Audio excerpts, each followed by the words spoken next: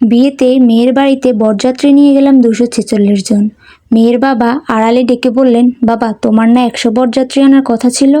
বললাম, বাবা আমি পরিবারের ছোট ছেলে, সবার শখ আমার বিয়েতে আসবে, কি করে না বলি বলুন তো। সে না হয় ঠিক আছে, আগে থেকে বললে ভালো হতো।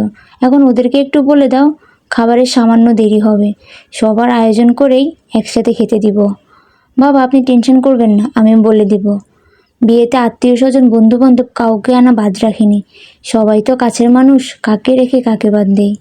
বিয়ে হয়ে গেল, বছর ফিরতে স্ত্রীর ডেলিভারি, হসপিটালে আমার রুদ্ধশ্বাস, এই নেগেটিভ রক্তের প্রয়োজন। আত্মীয় স্বজন অনেকের সাথে রক্ত মিলে যায়, তারা বাহানা দিয়ে এড়িয়ে গেল। রিকশায় উঠে রওনা হলাম কলেজগুলোর উদ্দেশ্যে।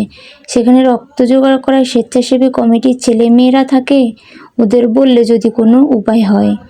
আমার চটপটানি দেখে রিকশাওয়ালা মামা বলল, মামা এত ঘাবড়াইতেছেন কেন, কার কি হয়েছে?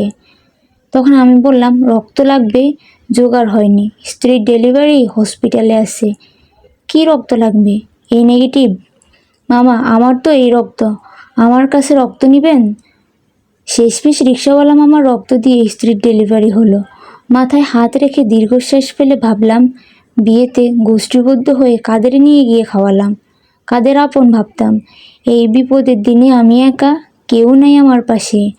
রিকশাওয়ালা মামার নাম্বার নিয়ে রাখলাম, বাড়িতে ভালো মন্দ রান্না হলে তাকে ডেকে খাওয়াই, সেই তো আপনজন।